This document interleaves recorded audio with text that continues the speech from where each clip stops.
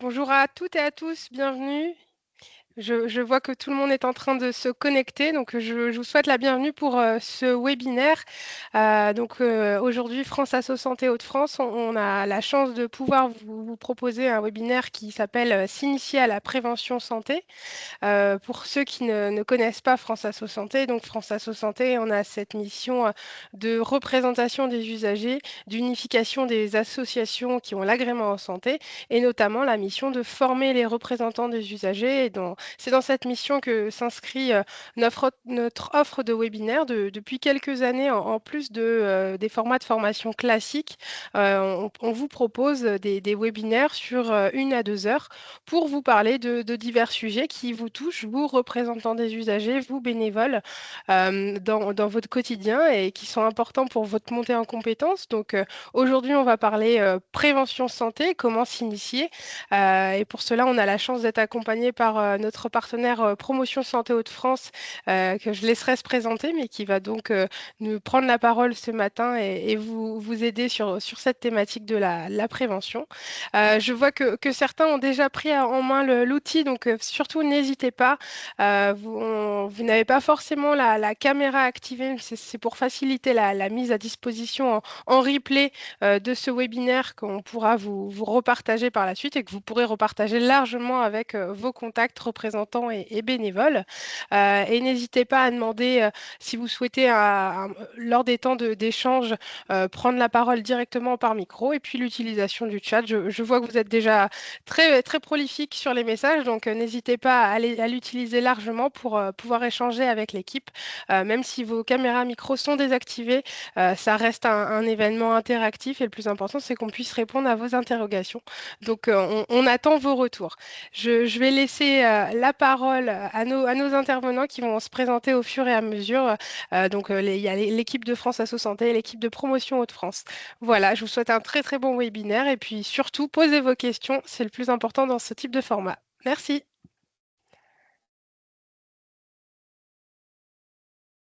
Avec le micro, ça sera bien mieux. Merci beaucoup. Je prends le relais. Moi, je suis David Pevrel. Je suis chargé de formation au sein de l'équipe Promotion Santé Hauts-de-France.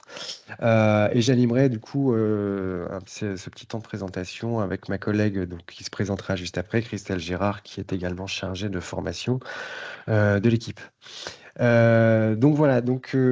Pour vous situer un petit peu le dispositif Promotion Santé Hauts-de-France, nous sommes donc un dispositif régional de soutien, subventionné par l'ARS, avec différentes missions. Je ne sais pas si on peut passer à la diapo suivante, il y a peut-être une petite latence.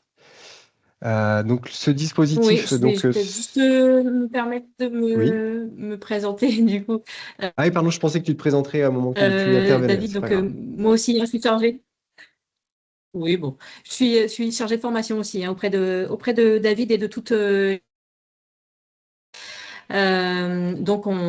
est là aujourd'hui pour vous présenter un petit peu la vision, hein, de la prévention et de la promotion de la santé au regard des interventions que vous pourriez être amené à faire et au regard aussi de notre dispositif que David va vous présenter. Je vais essayer de passer. Voilà.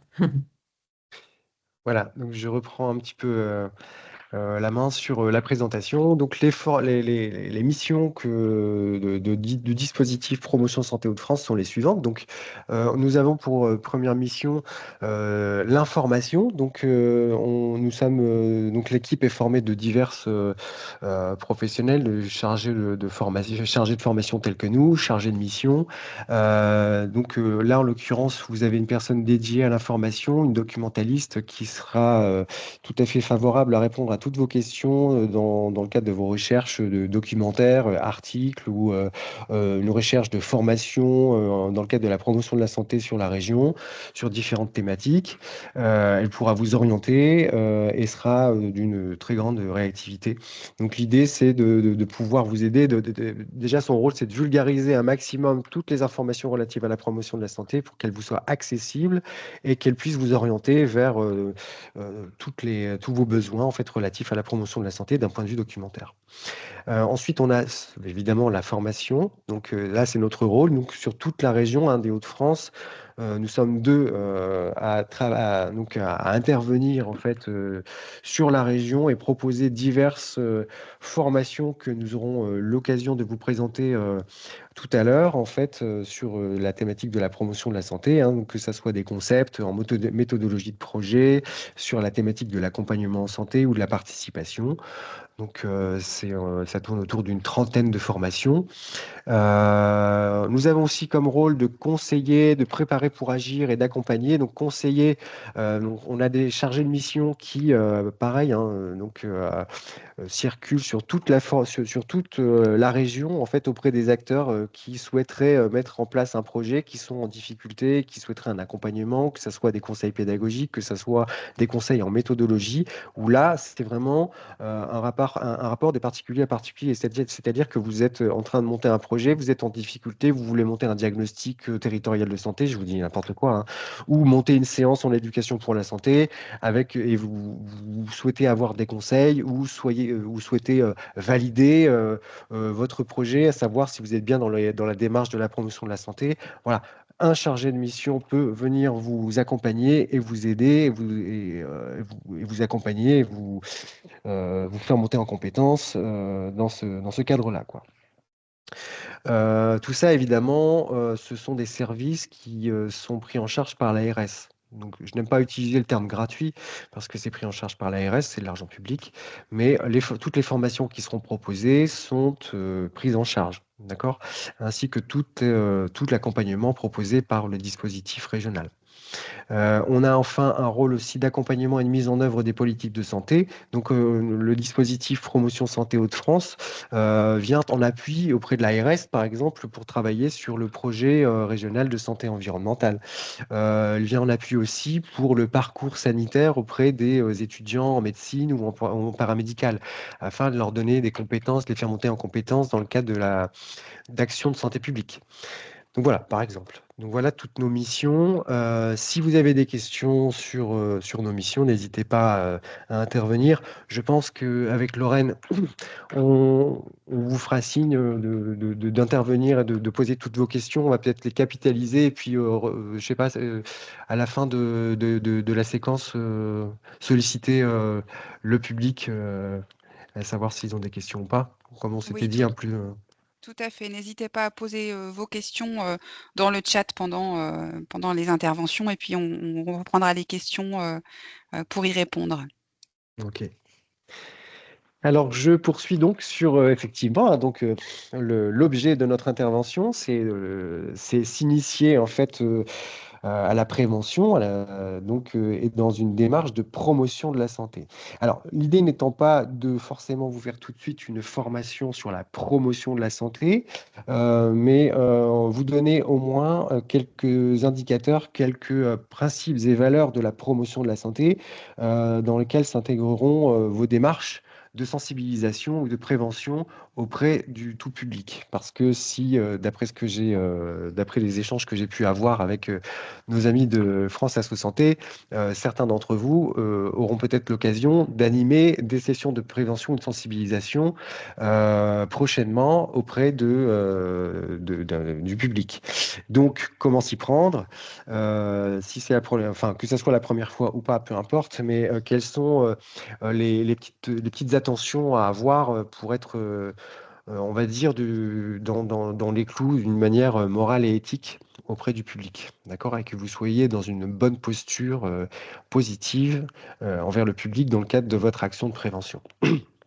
Donc, à quoi on répond? Déjà, si on veut rester dans les clous, dans la démarche de promotion de la santé, déjà partir des représentations du public et prendre en compte en fait ces déterminants de santé, c'est la première chose à laquelle il faut penser. C'est-à-dire que au regard de ces déterminants, alors qu'est-ce qu'un déterminant de la santé? On le reverra juste après, c'est que vous avez face à vous des gens qui n'ont pas la même histoire, qui n'ont pas les mêmes conditions, qui n'ont pas le même niveau d'études, qui sont dans des situations où effectivement leur représentation de la santé sera différente de la vôtre, que également leurs priorités seront différentes des vôtres, que le sujet que vous allez aborder, peut-être que ça ne passera pas forcément parce que la priorité du moment, ce sera quelque chose qui va détourner en fait son attention. D'accord? Si par exemple, si je prenais par exemple le fait que vous soyez à un stand de prévention et que vous abordiez le diabète de type 2 ou bien les comportements alimentaires, et que face à vous, vous avez un public qui a pour priorité de pouvoir se nourrir à la fin du mois sans se poser forcément la question de l'équilibre ou pas, voilà, on n'est pas forcément face à un public qui sera favorable ou dans les bonnes dispositions, en fait, pour être à l'écoute d'un message qui n'est peut-être pas forcément approprié. Donc l'intérêt de prendre part, de prendre connaissance de ces représentations, de ces déterminants est primordial pour pouvoir être le plus efficient possible et le plus pertinent, en fait, dans les messages à délivrer. Donc ça, c'est un premier point à prendre en considération si on veut être dans une démarche éthique de promotion de la santé. Ensuite, œuvrer en partenariat. C'est une deuxième valeur et principe de la promotion de la santé. On n'est pas seul. Vous, en tant qu'usager, demain, vous allez faire de la sensibilisation. Vous ne pouvez pas vous mettre en tête que vous êtes seul à agir sur ce sujet-là face à un public. Dites-vous que vous faites partie d'un tout, d'un ensemble de partenaires en fait qui œuvrent sur le même sujet et vous êtes une pierre à l'édifice. En fait, vous portez une pierre à l'édifice d'un ensemble d'actions portées par différents acteurs. D'accord? Pour rejoindre un petit peu ce qu'on a dit précédemment sur les déterminants de la santé, on est face à des publics où, si on prend en considération les différents facteurs, les différents déterminants qui vont jouer sur leur état de santé global, ça implique forcément différents acteurs, d'accord, qui, dans l'idéal, sont censés se coordonner pour pouvoir travailler de concert, pour pouvoir travailler pour favoriser une action bénéfique et efficiente sur le problème de santé publique visé. Donc, voilà, le partenariat, c'est comment je pourrais dire, un critère aussi primordial dans le cadre de la promotion de la santé. On peut passer à la suivante. Donc, assurer la pérennité de l'action. Bien, une association d'usagers en est effectivement le fruit. Donc, dans le cadre de la promotion de la santé, lorsque une action de santé publique est menée, ce n'est jamais comme j'appelle un one shot. C'est pas en une seule fois. C'est pas parce que j'ai animé un stand de prévention sur le diabète de type 2. Ben voilà, je me frotte les mains. Ça, c'est fait. Maintenant, le public a compris ce que c'était que le diabète de type 2. Je peux passer à un autre sujet. Non, c'est pas comme ça que ça fonctionne. L'idée, c'est que ça s'installe sur plusieurs années, ça s'installe auprès des usagers, des usagers tels que vous, par exemple, qui prendront à bras-le-corps le sujet et qui vont avoir un niveau d'autonomie et de participation tel qu'ils vont se constituer en association et pouvoir promouvoir la santé, promouvoir les risques au regard du diabète de type 2, par exemple, et avoir une association dédiée sur ce sujet, par exemple. D'accord? Et pouvoir rester ancré sur le territoire et développer et promouvoir et avoir un pouvoir aussi auprès des politiques de santé publique, etc., pour pouvoir peser et faire en sorte que s'installent des environnements favorables à la santé du public visé. D'accord? Donc, la pérennité de l'action, je l'ai mis entre parenthèses avec un point d'interrogation, bah, vous-même, les associations d'usagers, vous êtes la représentation en fait de cette pérennité de l'action. Ensuite, alors l'équité, ça peut vous sembler évident, mais c'est un indispensable. Donc, la promotion de la santé favorise en fait, met un point d'orgue sur l'équité, sur le fait de rendre accessible l'information d'une manière adaptée. D'accord? Vous aurez systématiquement des publics avec des histoires différentes, des niveaux de compréhension différentes. D'accord? Et l'objet de la posture de l'acteur que vous potentiellement vous pourriez être dans le cadre de la prévention, c'est de réfléchir non seulement, comme on disait au début, aux représentations, aux déterminants de santé des publics et justement, au regard de ça, de pouvoir adapter votre action, votre intervention à chaque type de public, d'accord? De sorte à ce qu'effectivement, il y ait une équité dans l'accès à l'information, une équité, du coup, l'accès à la santé. Ensuite, la participation des usagers. Oui, dans le cadre de la démarche de la promotion de la santé, on favorise et on encourage la participation des usagers afin de développer effectivement leur pouvoir d'agir. Le but du jeu, c'est de rendre autonome et de donner le plus de compétences possibles à la population, à tout individu, en fait, d'une manière équitable, sur sa santé. De développer ses compétences psychosociales, par exemple, etc., de lui donner confiance en lui et de lui donner... voilà, donc l'essentiel, c'est de retenir ça pour le moment. Sinon, je vais m'emballer, je vais partir dans une formation qui va vous prendre 3 heures. Ensuite, le développement du pouvoir d'agir, effectivement, ça c'est la conséquence effectivement de la participation, mais pas que. C'est aussi ce que vous allez aussi pouvoir mettre en place dans le cadre de la prévention, parce que la prévention, on verra après que ça implique une forme d'éducation pour la santé. L'un ne va pas sans l'autre si on veut répondre à la démarche de la promotion de la santé. D'accord, et sera pour conséquence, d'accord, bénéfique, le développement du pouvoir d'agir. D'accord, ça en sera même un objectif. Et enfin, l'évaluation continue. Quand on rentre on est dans une démarche de promotion de la santé, on veille à ce que tout ce qu'on met en place soit évalué. Alors, l'évaluation, c'est le fait d'être en capacité de se remettre en question lorsqu'on fait quelque chose, tout simplement. Là, demain, et je prends systématiquement l'exemple d'une intervention d'usager, par exemple, dans le cadre d'une sensibilisation, d'une action de prévention auprès d'un public, c'est que je dois me remettre en question. Est-ce que l'information que j'ai passée auprès du public, est-ce qu'elle est bien passée? Est-ce que les gens se sont sentis dans un environnement favorable? Est-ce que, voilà, il y a plein de questions à se poser pour que, in fine, vous puissiez avoir un retour sur votre action et être en capacité de mettre en avant des axes d'amélioration pour que demain, si vous deviez le refaire, bien, vous fassiez mieux systématiquement, à chaque fois. D'accord? C'est ça, l'évaluation continue dans le cadre de la démarche de promotion de la santé. D'accord? Toujours mieux faire, toujours s'adapter. Et si on tombe de cheval, on remonte, on recommence et on fait en sorte que ça soit le plus approprié et le plus adapté possible à tout public. Voilà pour les différents critères à retenir si on veut rentrer, entre guillemets, dans les clous de la démarche de promotion de la santé.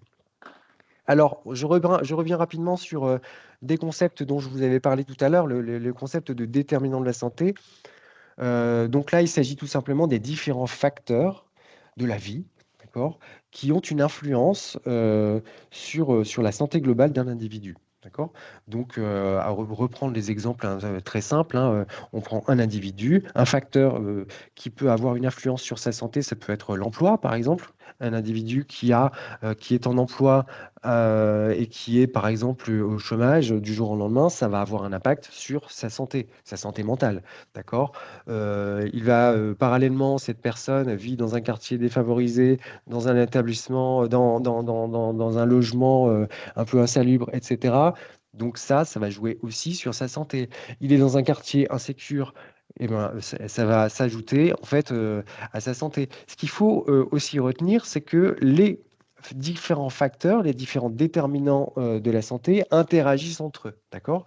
Ce qu'il faut retenir aussi, c'est que les déterminants de santé peuvent évoluer. Un déterminant de santé peut être positif comme négatif. D'accord? La personne dont je viens de vous parler, qui n'est plus en emploi, retrouve un emploi. Elle retrouve un emploi. Elle peut du coup changer de quartier parce qu'elle a les moyens de se payer un établissement, un logement un peu plus sympa. Donc tout ça, les facteurs défavorables se changent en facteurs favorables et du coup ont un impact sur sa santé qui devient du coup un peu plus...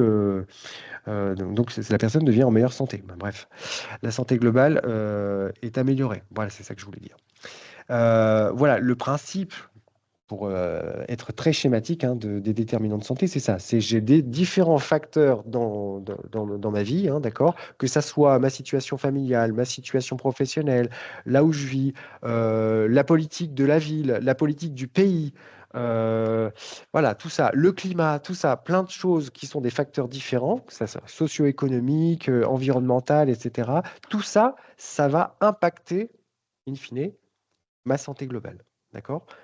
La question que je dois me poser, c'est que une fois que j'ai la cartographie, si j'ai la chance de l'avoir, hein, d'accord, de tout ce qui va pas, c'est là que je peux commencer à réfléchir, d'accord, à tous ceux qui peuvent se joindre à moi pour pouvoir aider la personne. Si par exemple je reprends le principe, l'exemple du diabète de type 2 ou de l'obésité chez l'adulte et que je veux mener une action de prévention auprès de ce public-là et que j'ai connaissance de son histoire, de ses différents déterminants, d'accord?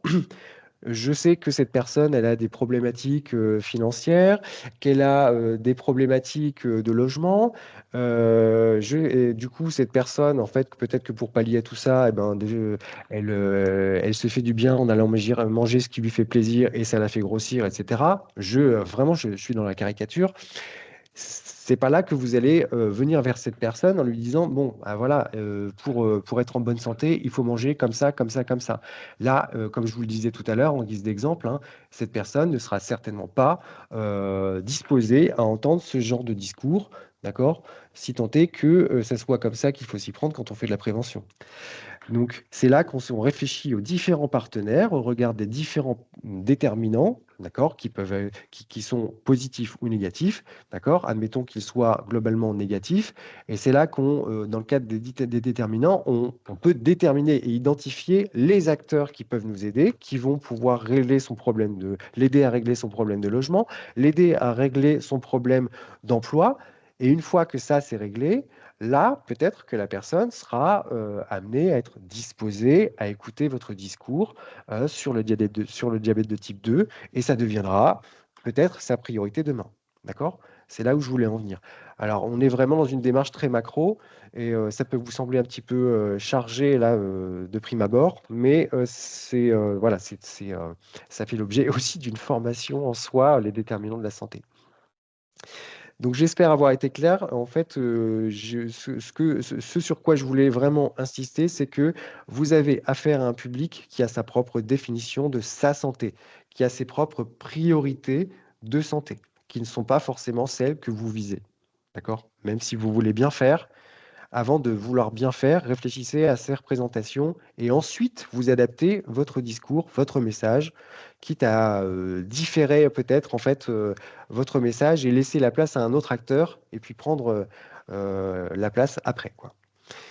Je voulais aussi effectivement aborder le terme de équité, dans le sens, on va utiliser un gros mot, hein, on va utiliser le terme de universalisme proportionné. Alors, qu'est-ce que ça signifie, universalisme proportionné? Surtout dans le cadre de la prévention.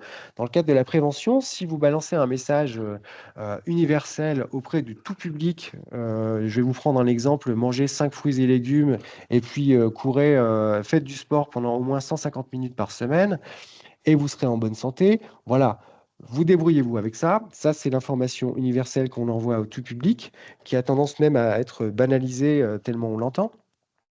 Ça, c'est pas de l'universalisme proportionné, c'est de l'universalisme. On envoie une information de masse, comme ça, de prévention. Soit. Ce qui fait que là, on ne prend pas en considération les différents niveaux de compréhension du public. Si vous êtes dans le principe de l'universalisme proportionné, là, vous vous adaptez à différents publics afin d'assurer une équité de l'information et de l'accès, en fait, en général, aux informations relatives à la santé. Voilà. Mais on en avait déjà parlé. On peut passer au concept suivant, qui est un concept que vous devez certainement connaître, qui est la participation citoyenne et communautaire, où là, effectivement, dans la démarche de la promotion de la santé, on encourage pour effectivement favoriser l'autonomie, favoriser le pouvoir d'agir des populations, à participer un maximum aux actions de santé. La preuve en est, c'est que vous êtes là aujourd'hui à vous former, à vous informer sur comment sensibiliser, comment intervenir en prévention en santé, dans la démarche de la promotion de la santé. Vous êtes là aujourd'hui, vous participez, vous vous formez, d'accord, pour vous monter en compétences et pour pouvoir faire au mieux dans le cadre de vos actions de sensibilisation pour ceux qui pourront s'y atteler. Et c'est une forme de participation. D'accord ? Et ce qui vous fait monter effectivement en compétences psychosociales, en compétences tout court.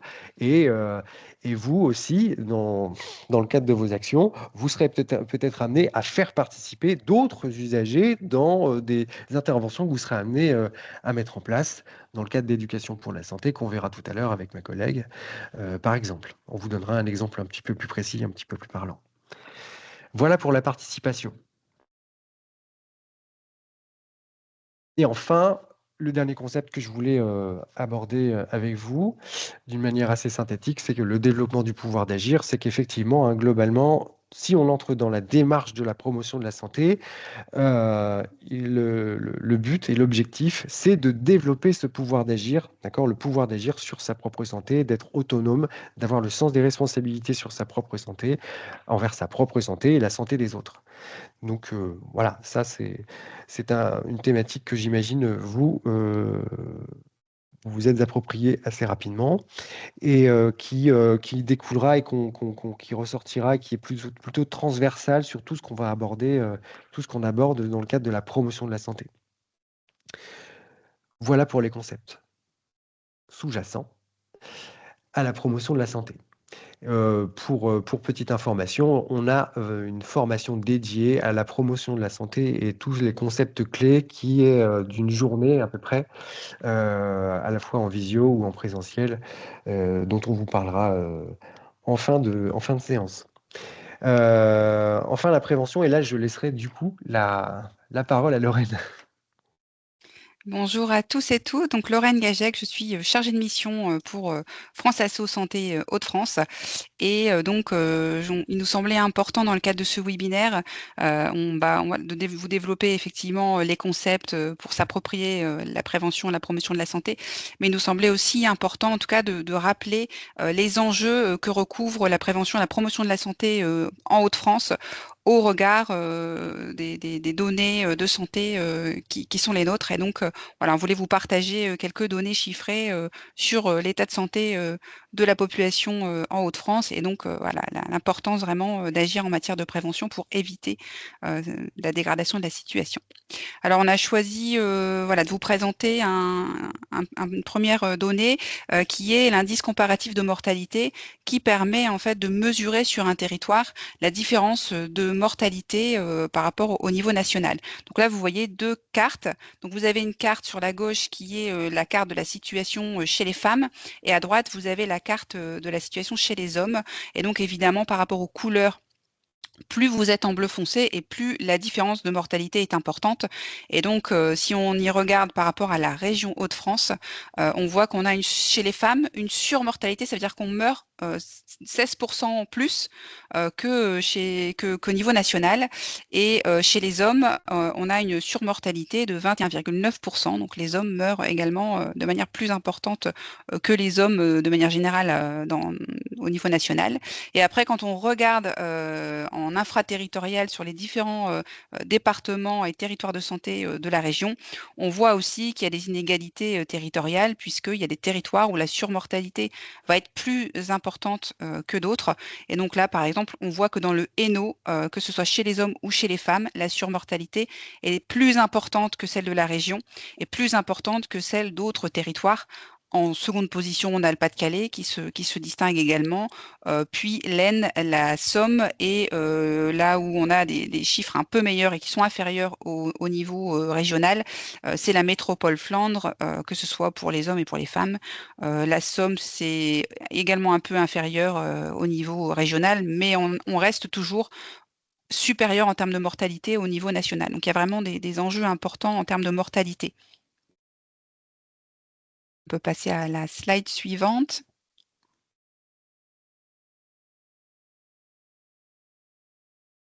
Alors là, on voulait vous présenter la mortalité évitable par la prévention, puisque on considère que des décès sont évitables par les actions de prévention. Et donc là, on a effectivement cette cartographie qui permet là encore d'avoir la distinction hommes et femmes. Et donc, c'est le nombre de décès que l'on pourrait éviter chaque année par des actions de prévention. Et donc, on voit en région chez les femmes qu'on pourrait éviter chaque année 2307 décès féminins et 6230 décès masculins. Et là encore, on voit des inégalités territoriales, puisque le nombre de décès est plus ou moins important. Et après, c'est aussi relié à la population d'un territoire. Mais vous avez le détail sur les différents sous-territoires de la région du nombre de décès qui pourraient être évités via des actions sur la prévention. Donc, on voit bien que la prévention a un rôle à jouer et permettrait d'éviter des décès de manière assez importante chaque année sur le territoire. Donc, on voit vraiment que en tout cas, c'est important de se préoccuper de la prévention et la promotion de la santé. Alors, sur la slide suivante, on voulait aussi parler vieillissement de la population, puisque effectivement, on assiste à un vieillissement de la population. Alors ça, c'est des chiffres qui sont issus du rapport du Césaire Hauts-de-France sur la prévention qui est paru en octobre 2025 et que vous pouvez retrouver en ligne si ça vous intéresse. C'est un rapport très fourni et qui donne tout un tas de données sur la prévention en région. Et donc, on estime que les plus de 65 ans représenteront près de 850 000 femmes et 600 000 hommes en 2042 dans les Hauts-de-France. Donc, une proportion importante de personnes âgées qui est en augmentation. Et qui dit vieillissement de la population dit aussi hausse des maladies chroniques. Les maladies chroniques étant estimées responsables de 7 décès sur 10. Et donc, la prévention, la promotion de la santé, tout l'enjeu, c'est de pouvoir éviter l'apparition des maladies chroniques. Et on voit qu'effectivement, c'est un enjeu à moyen long terme dans les Hauts-de-France et à court terme également. Et évidemment, on n'en a pas parlé, mais il y a l'espérance de vie en bonne santé et on se rend compte que même si l'espérance de vie, de manière générale, augmente en France, l'espérance de vie en bonne santé, c'est-à-dire que les années qu'on peut passer en bonne santé, elles se réduisent et forcément, avec la hausse des maladies chroniques, le vieillissement en bonne santé est un enjeu très, très important. Quelques chiffres encore sur la diapo suivante. Et si ça vous intéresse, il y a plein de données qui sont fournies par l'Observatoire régional de la santé et du social, dont on pourra vous communiquer le site internet, au-delà du rapport du Césaire dont je vous ai parlé. Donc, quelques chiffres en région sur les cancers. Donc, on a une forte incidence du cancer en région, des admissions en affection de longue durée très, très importantes et des décès également importants. On se distingue aussi en Hauts-de-France par la question de l'obésité, puisqu'on a effectivement, avec les territoires ultramarins, des taux d'obésité très importants en région, hein, au-delà de 22%. Sur les maladies cardiovasculaires également, puisqu'on a 20 461 patients hospitalisés chaque année entre 2021 et 2023, qui est un taux supérieur à ce qu'on peut observer au niveau national. Et sur le diabète, on a également une forte prévalence du diabète en Hauts-de-France, plus qu'au niveau national, avec 203 846 personnes diagnostiquées dans les Hauts-de-France. Donc, vous voyez, on a en tout cas sur les maladies chroniques en Hauts-de-France, une situation qui est particulièrement dégradée et qui nécessite des actions de prévention. Sur la diapo suivante, on vous a remis les principales causes de mortalité en Hauts-de-France. Alors, c'est ce qu'on peut retrouver au niveau national. Chez les femmes, en tête, les maladies cardiovasculaires et chez les hommes, les cancers. Et en deuxième position, les cancers, pardon. Et chez les hommes, on retrouve les cancers et les maladies cardiovasculaires, mais là, c'est inversé. Les cancers sont responsables en premier lieu des décès masculins et les maladies cardiovasculaires arrivent juste après. Donc voilà, deux principales causes de mortalité en Hauts-de-France sur lesquelles il est important d'agir en prévention. Alors, on vous a aussi remis les principaux facteurs de risque des cancers et des maladies cardiovasculaires. on a vu qu'effectivement, ce sont les 2 premières causes de mortalité. Et donc, sur quoi il faut agir en prévention, en promotion de la santé pour travailler sur ces 2 principales causes de mortalité. Donc, les facteurs de risque communs qu'on retrouve aussi bien dans l'apparition des cancers et les maladies cardiovasculaires. On sait qu'effectivement, ce sont des maladies dont les facteurs sont multifactoriels. On a le tabac qui est une cause importante et un facteur de risque important dans l'apparition des cancers et des maladies cardiovasculaires. L'alimentation déséquilibrée va jouer aussi un rôle important. L'alcool, la sédentarité et le manque d'activité physique de manière générale, le surpoids, l'obésité et les facteurs socio-économiques de précarité qui vont aussi jouer un rôle important en matière de cancer et de maladies cardiovasculaires.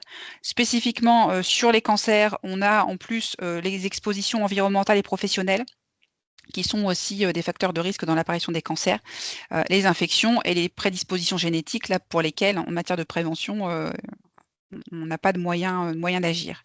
Et puis, sur les maladies cardiovasculaires spécifiquement, les facteurs de risque, c'est l'hypertension artérielle, les dyslipidémies. Donc, les dyslipidémies, c'est l'excès de cholestérol dans le sang, le diabète et les antécédents familiaux de maladies cardiaques précoces sur lesquels, là encore, il est difficile d'agir si ce n'est dans le dépistage précoce.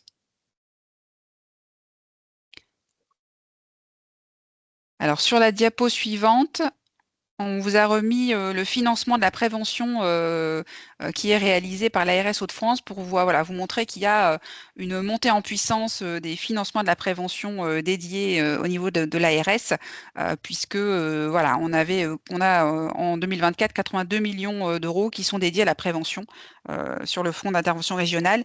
C'est 15% du budget d'intervention de l'ARS.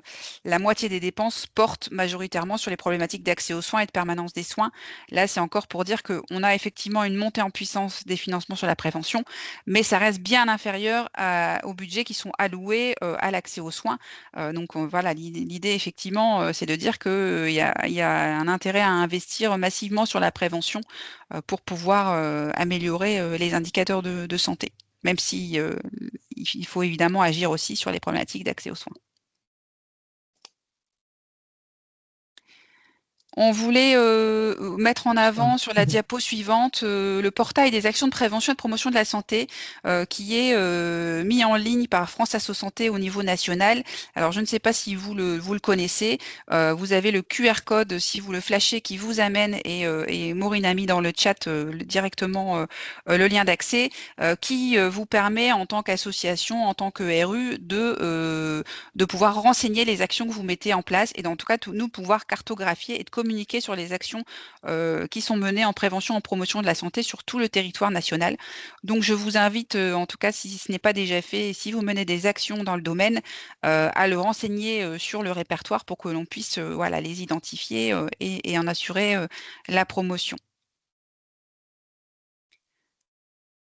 Alors, en région Hauts-de-France, sur la slide suivante, on avait mené auprès de notre réseau associatif un recensement des actions de prévention et un recensement des besoins de nos associations pour agir en prévention de la santé. C'est d'ailleurs la raison pour laquelle on a organisé ce webinaire avec l'appui de Promotion Santé Hauts-de-France, parce que on se rend compte qu'on a effectivement beaucoup d'associations de notre réseau qui se mobilisent déjà sur la prévention et la promotion de la santé à différentes échelles de prévention. Et là, on vous a mis les niveaux de prévention, mais qui vous êtes expliqués plus en détail ensuite par les équipes de Promotion Santé Hauts-de-France. Les niveaux de prévention primaire, où on va vraiment agir sur la prévention des maladies, la prévention secondaire et la prévention tertiaire.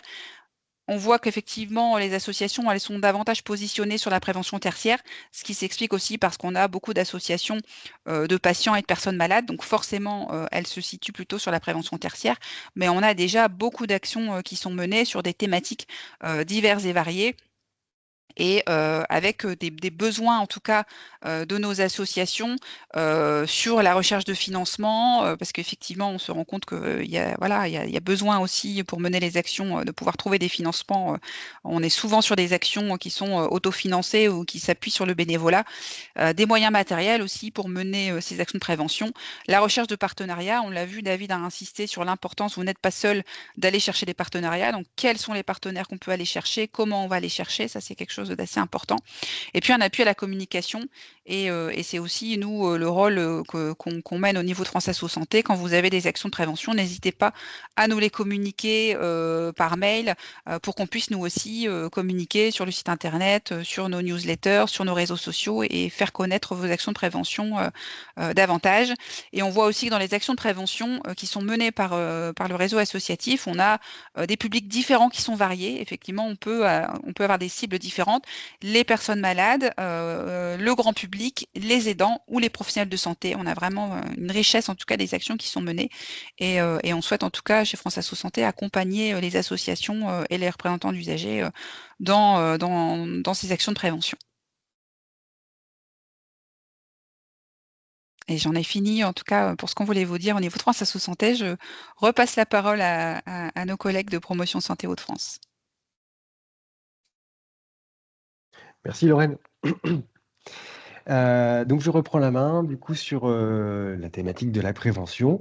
Donc c'était très utile et pertinent de faire intervenir Lorraine sur tous ces sujets, donc tous ces exemples et chiffres et dans le cadre de la prévention et aussi des pathologies et des problématiques de santé publique de nos régions sur lesquelles nous et vous, acteurs, on aura un rôle à jouer en fait pour pouvoir sensibiliser ou accompagner les populations sur tous ces sujets. Donc, à commencer par effectivement un premier niveau de prévention qui est donc le niveau prévention primaire. Qu'est-ce que c'est que la prévention primaire?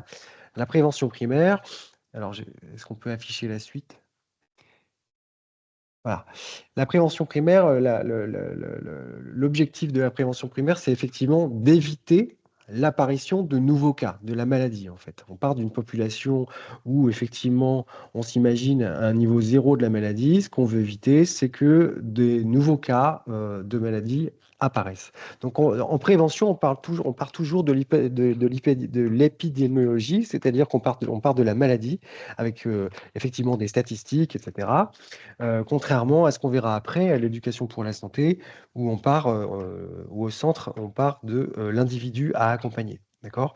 L'idée, c'est que, in fine, on associe les deux. Il n'y a pas de prévention de qualité sans une démarche d'éducation pour la santé. Donc, dans le cadre de la prévention primaire, on en est bien là. On veut éviter on veut diminuer ce qu'on appelle l'incidence de la maladie dans une population. Donc, ça veut dire tout simplement l'apparition de nouveaux cas. Et ça s'adresse à l'ensemble de la population. D'accord? Donc, rappelez-vous ce que j'ai dit, hein, oui, ça s'adresse à l'ensemble de la population, mais il faut garder en tête ce qu'on a dit tout à l'heure, de rester dans une démarche de promotion de la santé. Ça fait qu'on doit s'attarder à nos fameux déterminants de la santé, aux représentations et aux priorités du public, d'accord, pour mener à bien une prévention primaire. Okay. Ensuite, la prévention secondaire, où là, effectivement, on va commencer à cibler un public. Là, on va éviter le développement de la maladie et diminuer la prévalence de la pathologie. D'accord? C'est là qu'on commencera à parler de dépistage. Qui dit dépistage dit cibler un public potentiellement susceptible de développer une pathologie précise. D'accord? Par exemple, le dépistage du cancer du sein. Le dépistage du cancer du sein concerne donc les femmes. On ne va pas commencer à faire de la prévention primaire au tout venant, d'accord, et à s'adresser à tous les publics, d'accord, sachant que même si il ne serait pas non plus complètement non pertinent de le faire parce que si on pense d'une manière un peu écologique, on peut penser que l'environnement peut aussi avoir un impact sur le public cible, mais la question n'est pas là pour le moment. Pour ne pas vous perdre, la prévention secondaire, en fait, il s'agit d'éviter le développement de la maladie et sur un groupe susceptible de développer la pathologie.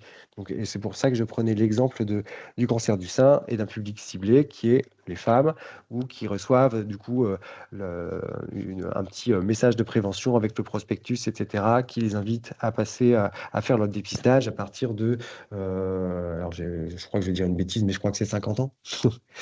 Donc voilà, c'est un exemple que je vous donne par rapport à la prévention secondaire. Ensuite, la prévention tertiaire.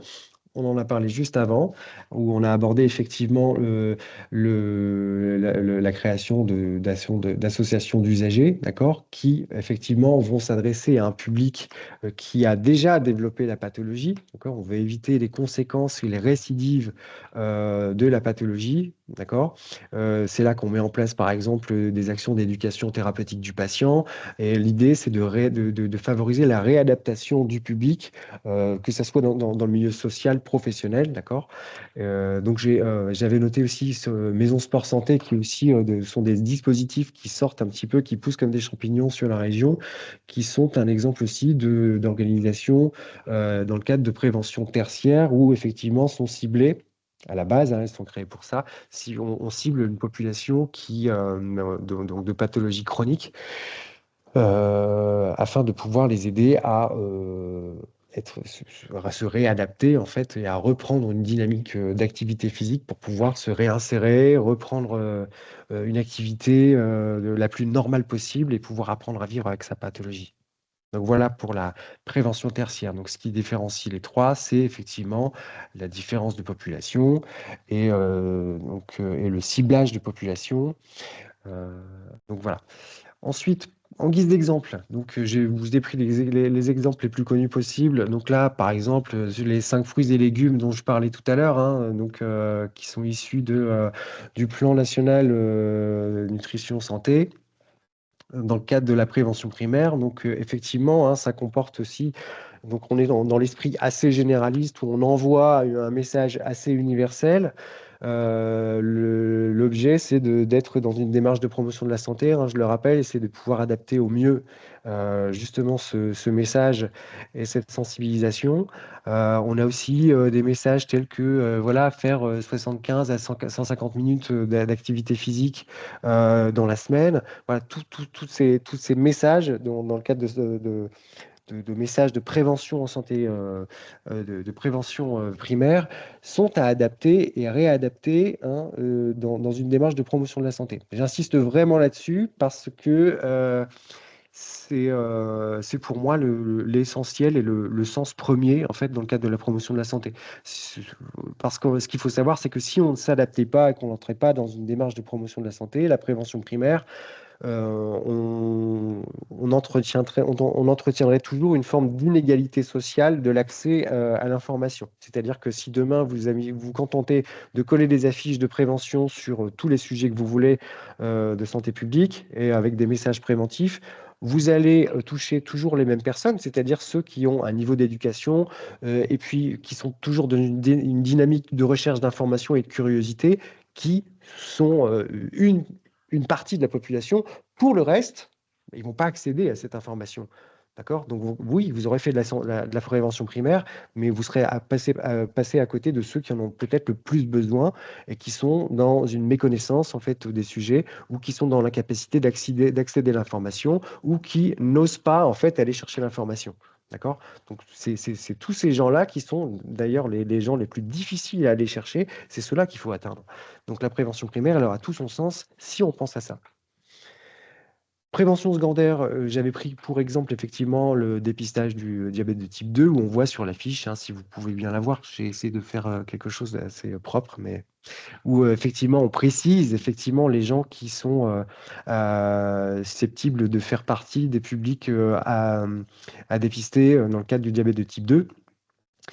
Ensuite, en prévention tertiaire, j'avais pris pour exemple effectivement encore les maisons sport santé, mais en guise d'exemple, j'aurais pu prendre toutes les associations desquelles vous faites partie certainement, avec différentes thématiques que vous abordez, où effectivement vous avez pour rôle de réhabiliter, d'accompagner en fait les personnes qui sont déjà atteintes de pathologies. Et de les accompagner dans le cadre de prévention tertiaire afin qu'ils puissent se réinsérer dans la société au mieux et réapprendre à vivre avec leur pathologie et d'éviter effectivement les aggravations ou les récidives. Donc voilà pour les trois familles de prévention auxquelles vous êtes susceptibles d'être à l'œuvre. Donc là, en l'occurrence, je sais que dans pas très longtemps s'organisera un événement qui sera certainement à nouveau abordé par Lorraine sur Soigne tes droits. J'imagine que tu vas aborder le sujet tout à l'heure. Oui, tout à fait. Et donc, voilà, dans ce cadre-là, vous serez amené certainement à être dans une posture de prévention primaire. Vous aurez des messages à délivrer en prenant le soin d'adapter vos messages au public.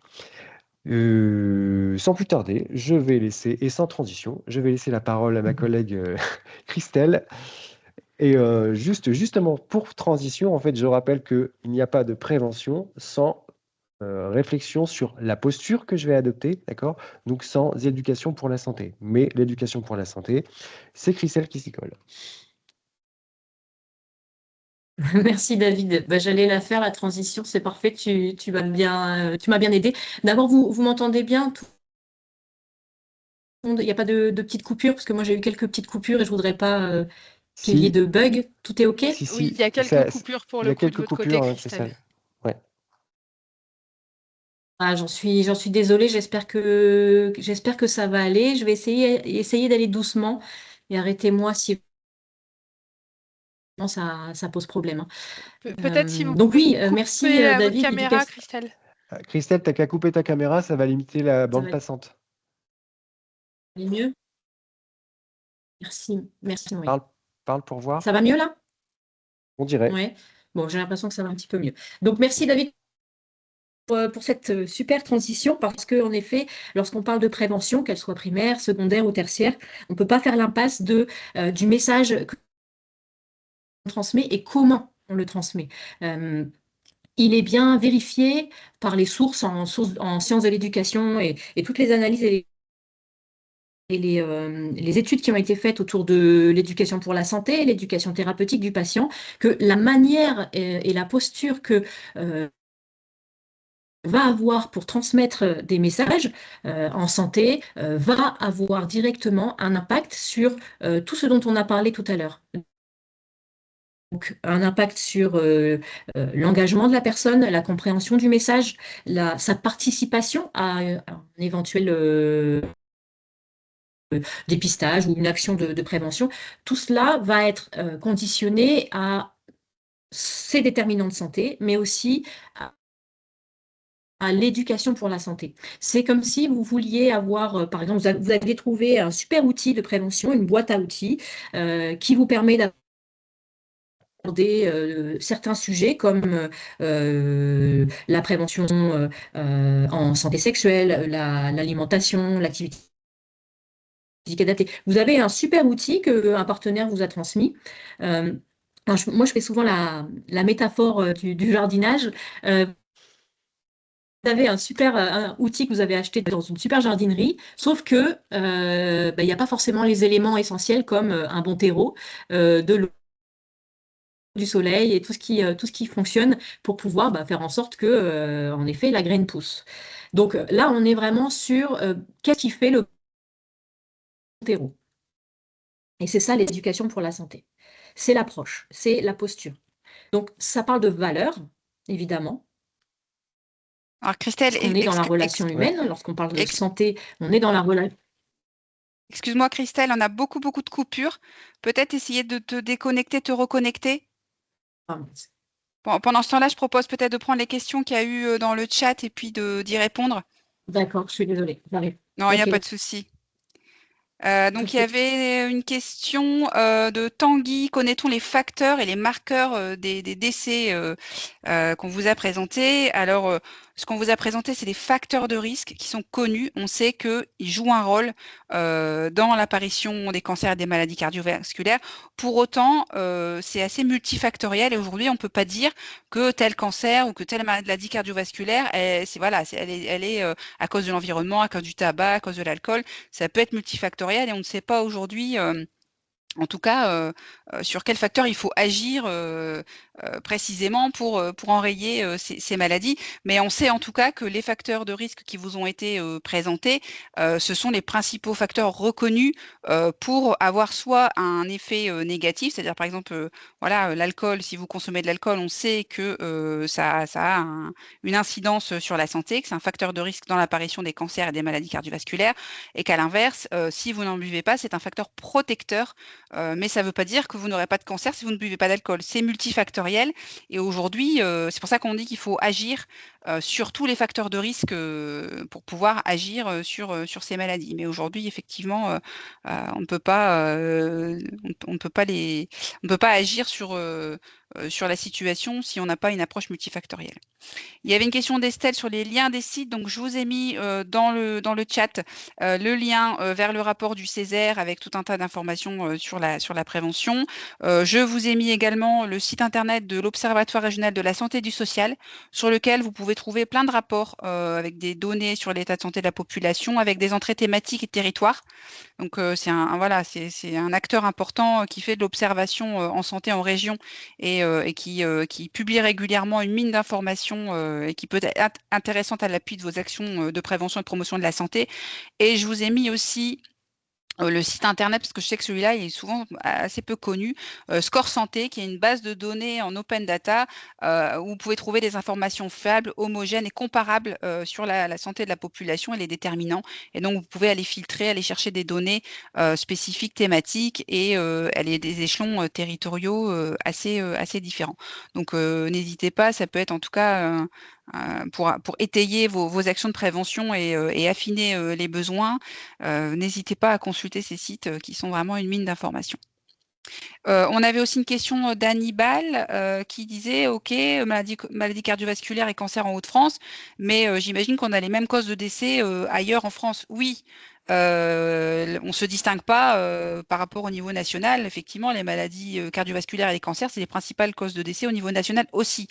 Par contre, en région, on se distingue par la massification, vous l'avez vu, sur les données de surmortalité qui vous ont été présentées. On a une surmortalité en région et on a une surreprésentation de ces maladies en région. On meurt plus de cancers et de maladies cardiovasculaires en région qu'en France, en fait. Et c'est là où on a une situation particulière. On a plus effectivement de maladies chroniques, on a plus de personnes en situation d'ALD, et donc c'est là où on se distingue. Mais sur les causes, en tout cas, de décès, on ne se distingue pas en Hauts-de-France du niveau national. C'est vraiment la massification des problématiques en Hauts-de-France qui fait qu'on se distingue des autres départements, des autres régions. Christelle, est-ce que tu as pu te reconnecter? Est-ce que ça va mieux au niveau du son? Non, je suis de retour. Cependant, de mon côté, j'entends toujours pour vous Non, mais des je vais prendre coupures. le Donc, relais. je pense que vous aussi, vous devez m'entendre en coupé. Donc, David va prendre le relais. Je vais Ok, prendre Ça le ne vous relais. dérange pas. J'ai Désolée, plus de navré, chance. navré pour tous. Par non. contre, tu pourras quand même passer les diapos, ça gère? Ouais. Je repartage mon écran. Ouais. J'ai pas la main pour Ah. le partage d'écran. Lorraine, si tu peux remettre le partage d'écran pour le coup, parce que je pense que j'ai un souci de connexion sur Christelle, Ah. elle n'a pas la main sur ce truc-là. Ok.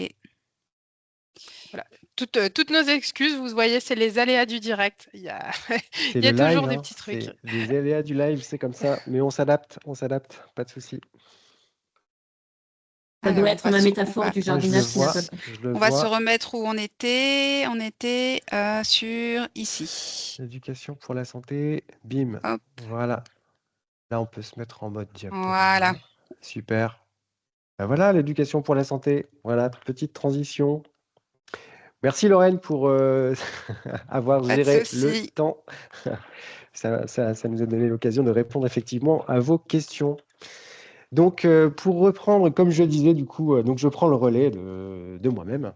Euh, donc, on enchaîne. Donc, je disais tout à l'heure qu'en fait, pas de prévention sans la notion de posture, hein, d'accord, d'éducation pour la santé. Mais l'éducation pour la santé, qu'est-ce que c'est?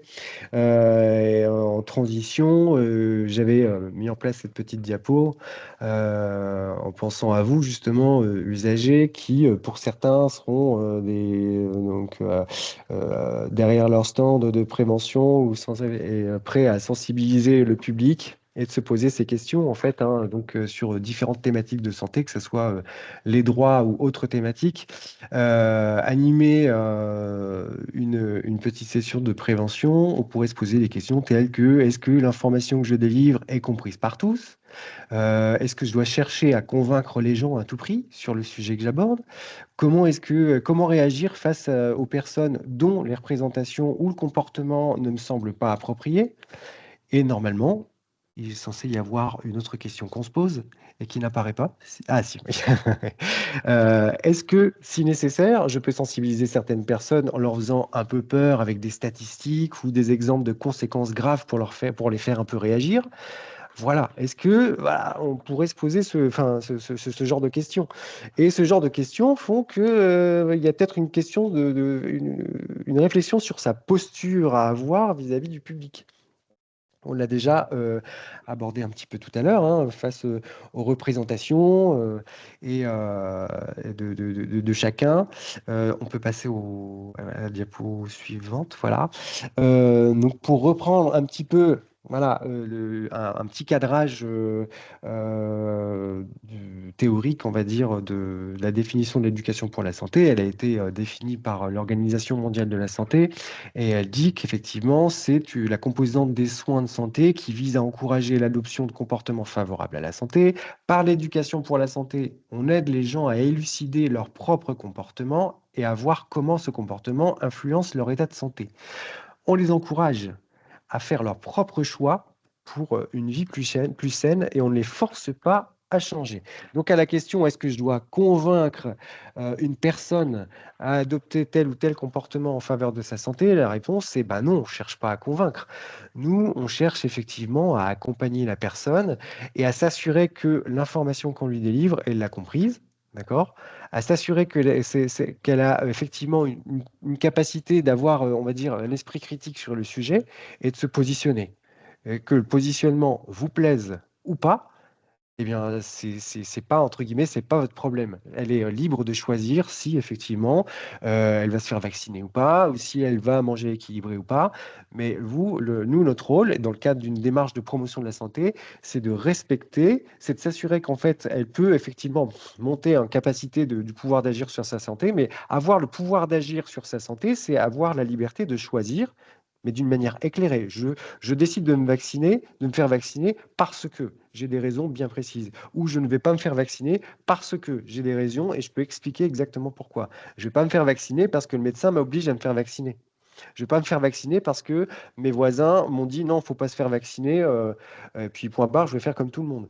D'accord? C'est ça que je veux vous dire. C'est que vous avez pour, entre guillemets, responsabilité, si vous êtes amené à faire de la sensibilisation, de la prévention sur un sujet, une thématique de santé, c'est de faire monter en compétence et de faire en sorte que la personne en fait, qui est face à vous ou le public qui est face à vous puisse comprendre en fait l'information et que vous ayez des éléments, des signes qui vous donnent l'information de oui, j'ai compris l'information, j'en discute, je peux en débattre et je prendrai ma décision. Voilà, c'est ça qu'on veut par rapport à ça. C'est ça, faire de la prévention dans une forme éthique de promotion de la santé. Et c'est ça, et mettre en place en fait des séances dites d'éducation pour la santé, c'est faire en sorte de créer un environnement pédagogique favorable pour que la personne puisse être amenée à être dans une posture d'expression, qu'elle puisse s'exprimer librement sur le sujet, qu'elle puisse avoir accès d'une manière aisée à l'information.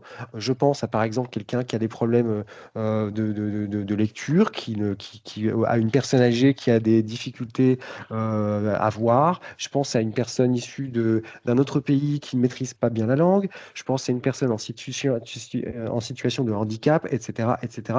Toutes ces personnes-là doivent être en capacité d'avoir accès à ces informations parce que vous mettez l'environnement favorable en faveur de cette compréhension et de cet accès. Et c'est ça l'éducation pour la santé, pour qu'elle puisse avoir la liberté d'accéder et que grâce à vous, grâce à votre accompagnement, vous allez lui permettre d'accéder à cette information et de prendre des décisions éclairées, d'accord, librement.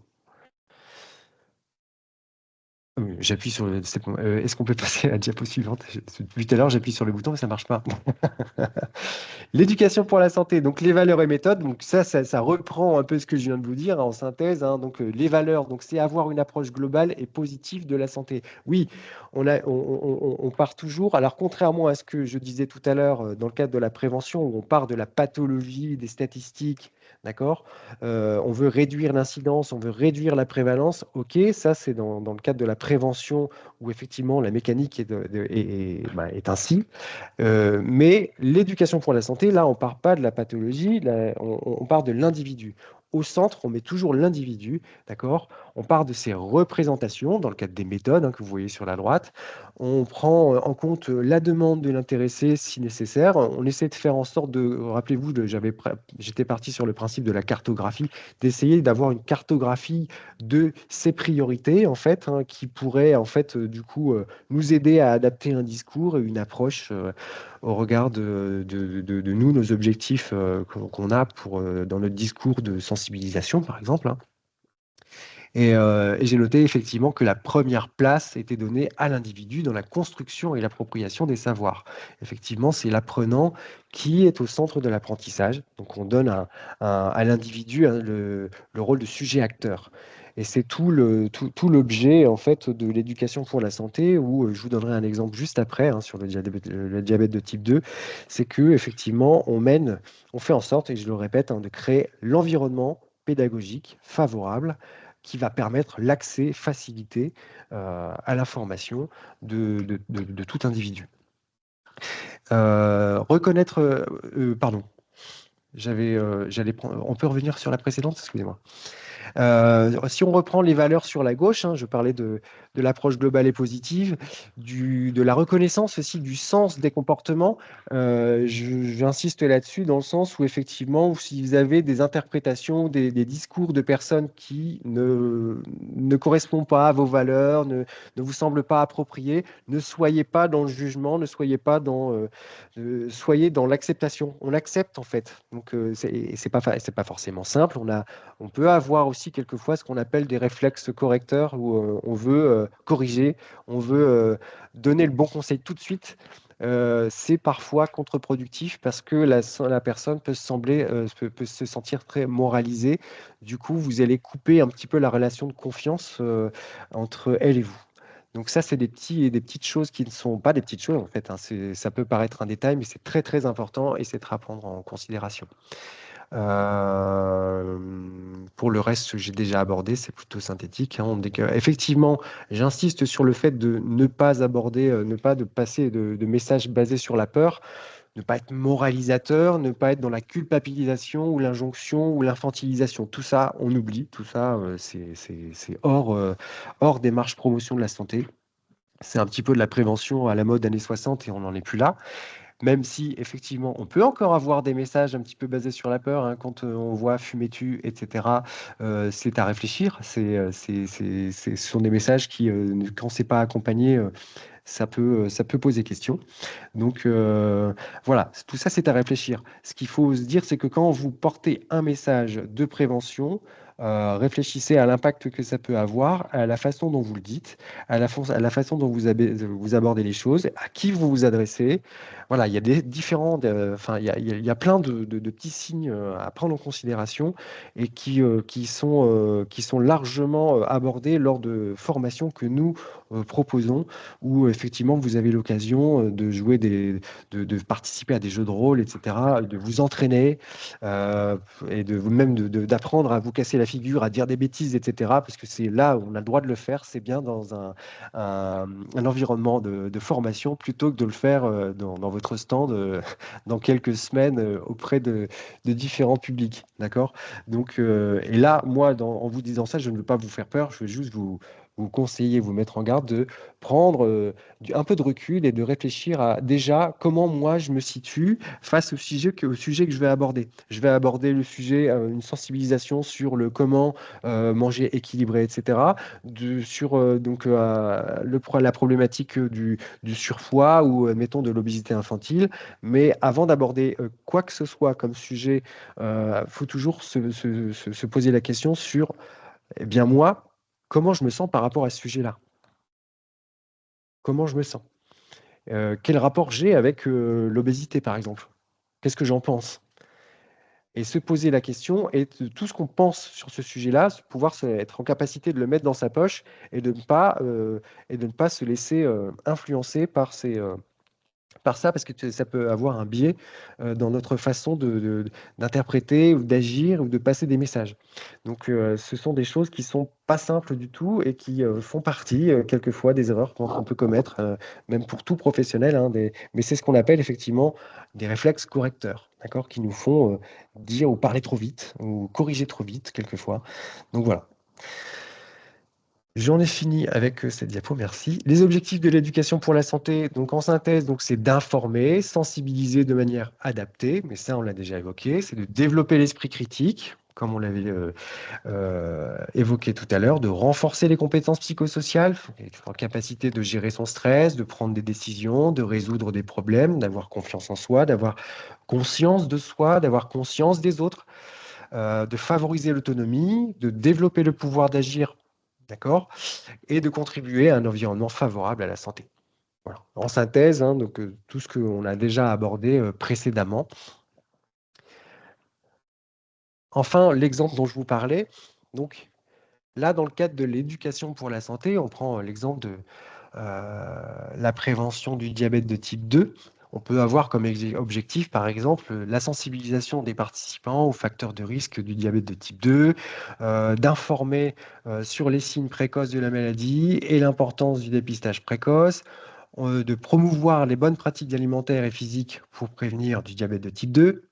Qu'est-ce qu'on met en place? Donc, on organise des présentations interactives donc, où on explique effectivement ce qu'est le diabète de type 2, ses causes, ses symptômes, ses complications à long terme, les complications telles que les maladies cardiovasculaires, les troubles rénaux.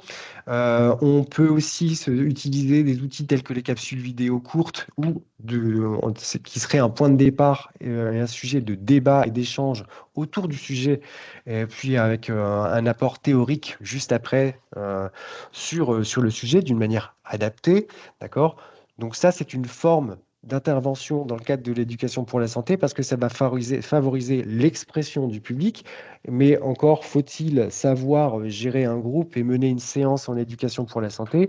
Donc là, on revient sur le principe de la posture, d'avoir la bonne posture, savoir gérer un groupe, savoir distribuer la parole, savoir être à l'écoute. Et donc voilà. Ensuite, la pratique d'ateliers pratiques, l'organisation d'ateliers pratiques, par exemple, conseils sur l'adoption d'une alimentation équilibrée, réduire les sucres, privilégier les aliments, les indices glycémiques, le goûter équilibré, utilisation de photos, images pour constituer son goûter. Donc, évidemment, encadré par un professionnel, on peut s'imaginer ça.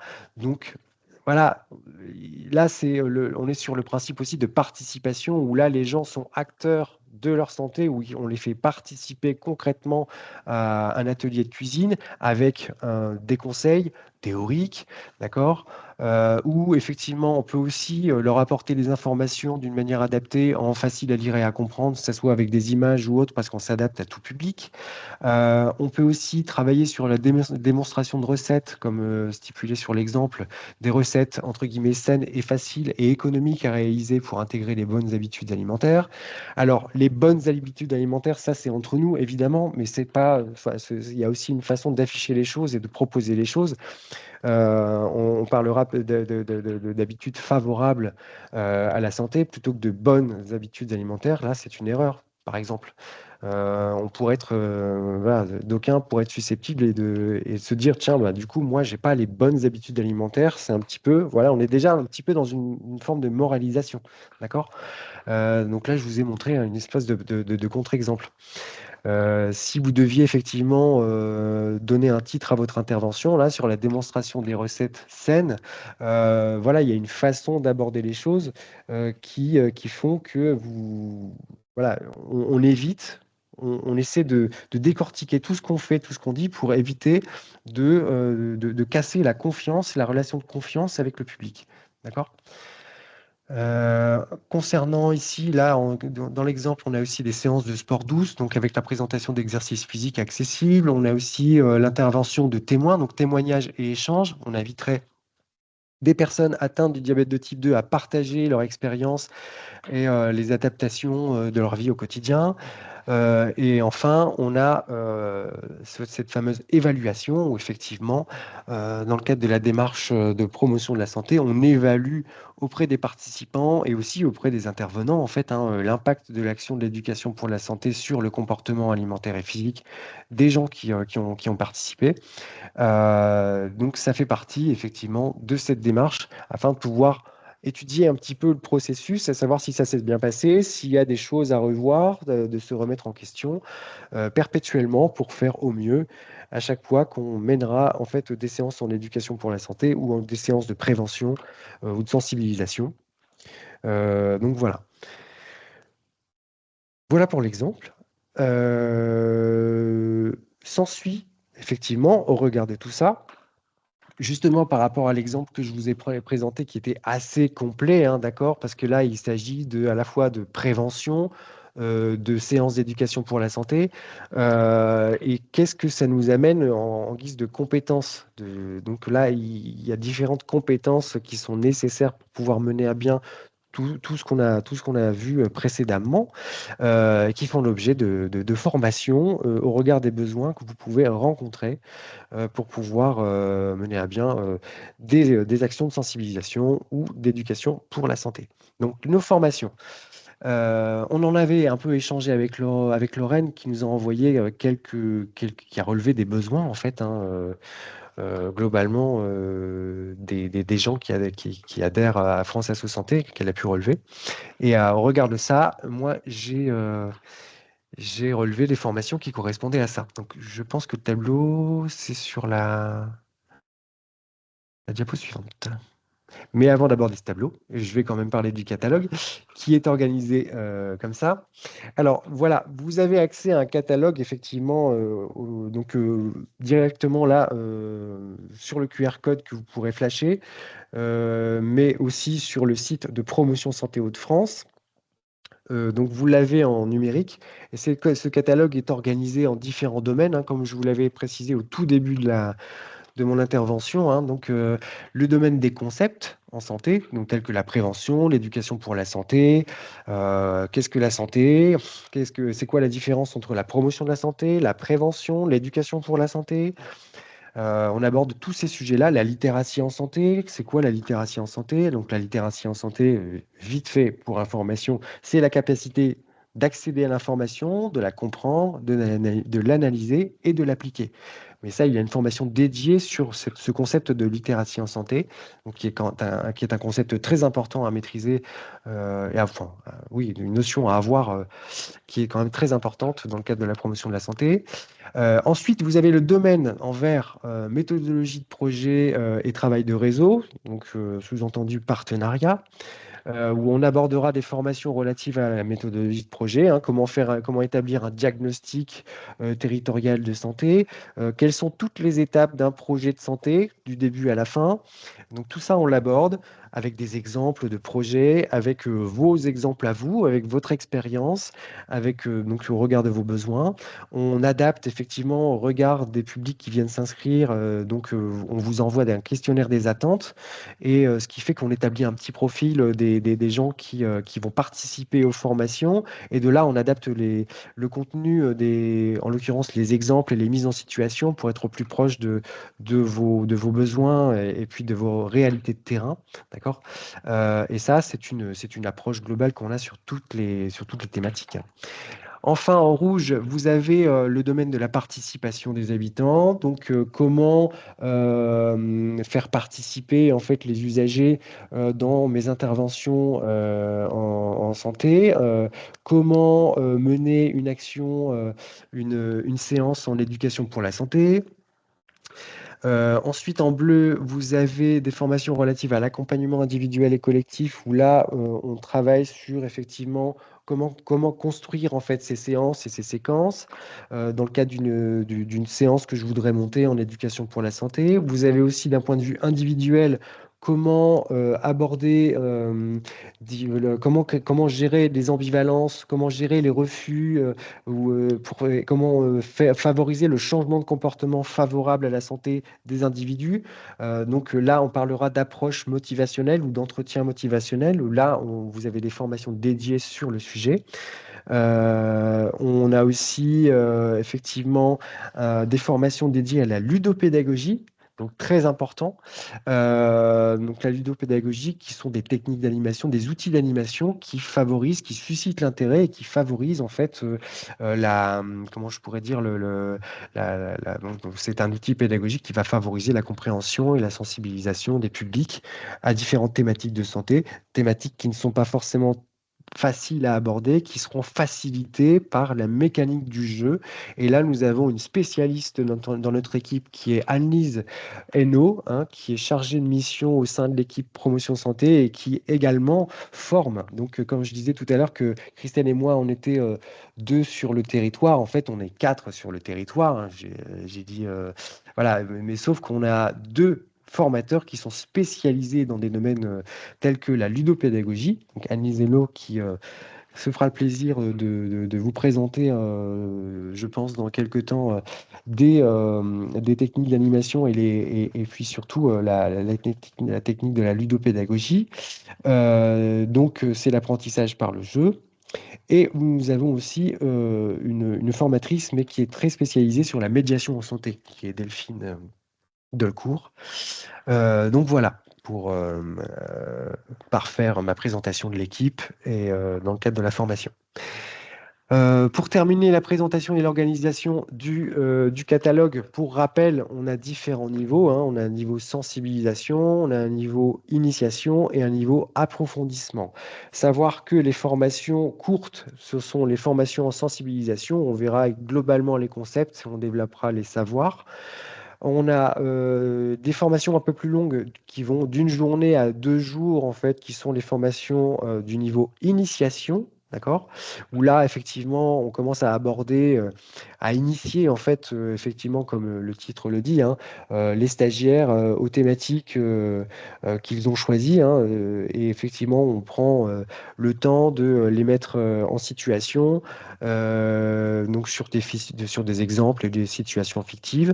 D'accord? Et enfin, l'approfondissement qui nécessite d'avoir quelques prérequis, des connaissances sur le sujet pour pouvoir approfondir, entrer dans des jeux de rôle, par exemple, et dans des mises en situation, voire même venir avec son propre projet pour effectivement pouvoir le travailler en équipe avec différents acteurs de différents territoires, histoire de partager ces différents points de vue professionnels et tout ça encadré effectivement du formateur. Enfin, pour revenir sur les besoins qui ont été effectivement relevés et partagés avec Lorraine, on avait vu qu'il y avait des besoins de connaissances sur les concepts clés de la promotion de la santé. Donc, c'est largement abordé sur la formation à droite, donc sur la colonne de droite qui est la référence CS01, d'accord, qui est promotion de la santé, concepts clés, levier d'action et enjeux d'équité. C'est une formation d'une journée, d'accord. Alors, si vous allez sur le catalogue, donc je vous inviterai à aller sur le catalogue, vous avez déjà des dates qui sont planifiées et qui sont aussi territorialisées parce qu'à la demande de l'ARS, nous dispatchons sur toute la région. Donc vous n'avez pas forcément en 2026 une formation CS01 sur tous les territoires, d'accord? Mais sachez que si vous avez un besoin de formation et que vous ne trouvez pas la formation sur votre territoire, je vous invite à nous appeler, d'accord, pour qu'on puisse s'arranger, voire même organiser cette formation avec une équipe qu'on constituera. On essaiera de trouver une solution, d'accord? Je ne vous promets pas qu'on trouvera dans l'immédiat la solution, mais on fera en sorte que vous puissiez accéder en fait à une formation dans l'année, d'accord? On fera au mieux. Donc, si je continue sur la colonne des besoins, le deuxième besoin relevé, c'était des besoins de mobiliser les compétences en méthodologie de projet en promotion de la santé, donc on avait abordé tout à l'heure, hein. Donc là, les formations relatives à la méthodologie de projet sont les formations donc en colonne 2 qui sont MS01, MI01. Donc là, identifier les étapes clés du développement d'une action de santé, la méthodologie de projet de l'idée à la fin de l'action. Donc, comme je le disais tout à l'heure, hein, là, dans ces formations, on voit toutes les étapes de projet de santé qu'on décortique et qu'on explique, et étayées par des exemples et des mises en situation par étape. D'accord? Donc ça, c'est ce qui se passera dans dans ces trois formations, que ce soit MS01, MS02, MS04.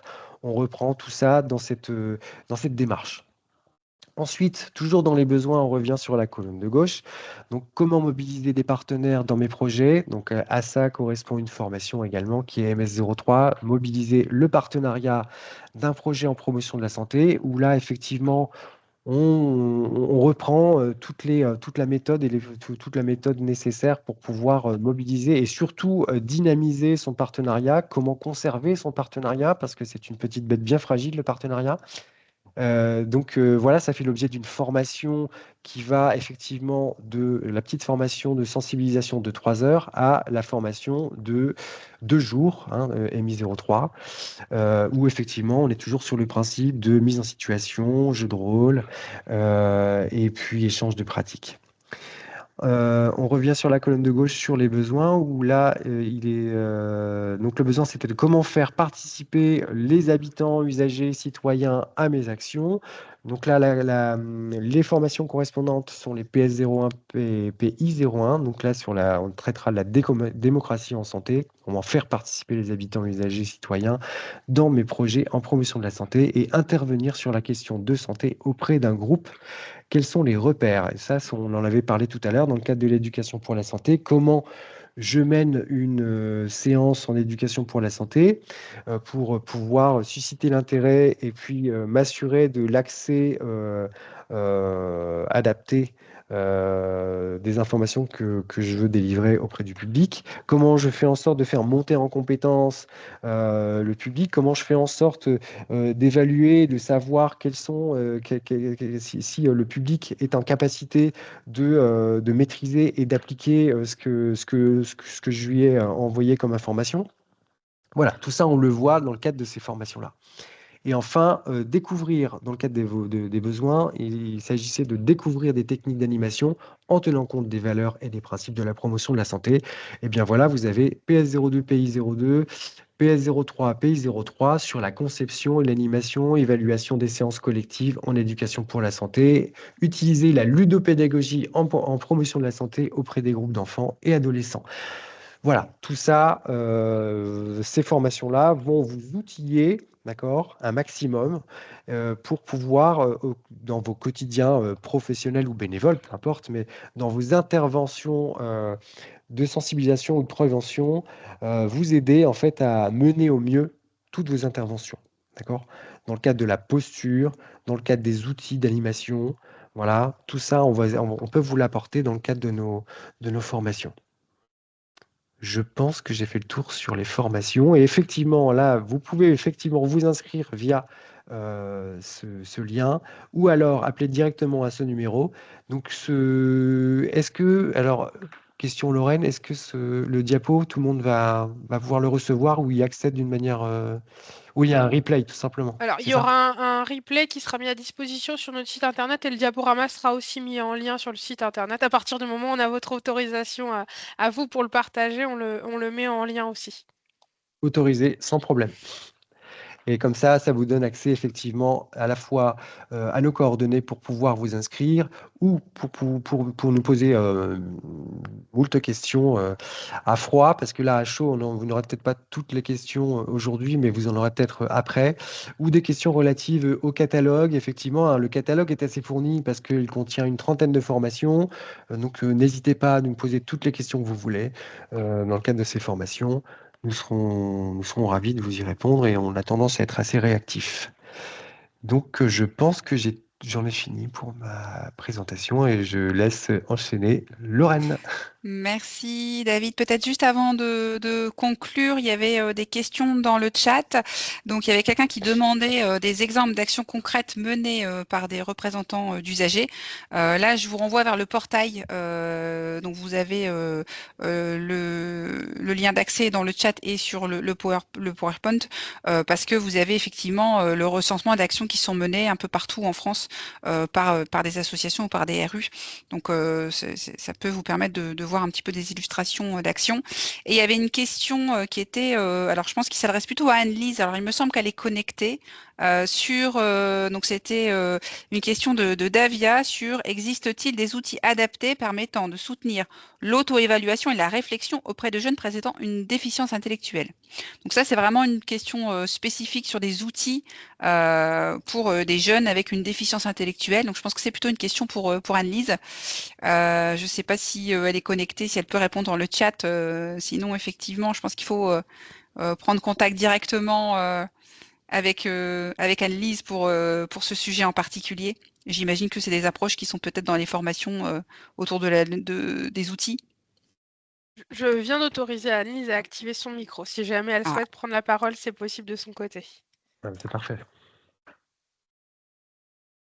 Oui, bonjour, merci. Effectivement, je prends la parole. J'ai pris connaissance de la question. J'étais en train de faire quelques recherches en parallèle, mais effectivement, comme c'est très spécifique et peut-être en lien avec un projet, je propose de prendre contact avec Davia pour aller un peu plus loin et avoir du coup un accompagnement documentaire sur sa demande. Voilà. eh bien, super, merci Anne-Lise de ta réactivité. Je vous l'avais dit, je vous l'avais dit. Quelle équipe efficace. Vous voyez, il ne faut pas hésiter à les solliciter, répondre à toutes vos demandes en direct. Alors, juste pour conclure, Maureen l'a dit en introduction, mais c'est vrai que voilà, ce webinaire s'inscrit dans des démarches plus globales menées au niveau de France Asso Santé sur la prévention et la promotion de la santé. Et donc, on voulait, avant de vous quitter, pouvoir vous faire la promotion de Soigne tes droits, qui est un événement annuel qui se veut, en tout cas, renouvelé chaque année et qui est l'occasion pour nous de pouvoir mettre en lumière auprès des usagers les droits en matière de santé. Et donc, il y en a une qui se déroule chaque année. Alors, vous l'avez peut-être connue anciennement sous le nom de la Journée européenne des droits en santé. Là, c'est un peu plus large puisque l'idée n'est pas d'être forcément sur la journée, mais sur voilà 1 ou 2 mois dédiés pour parler des droits en santé auprès des usagers.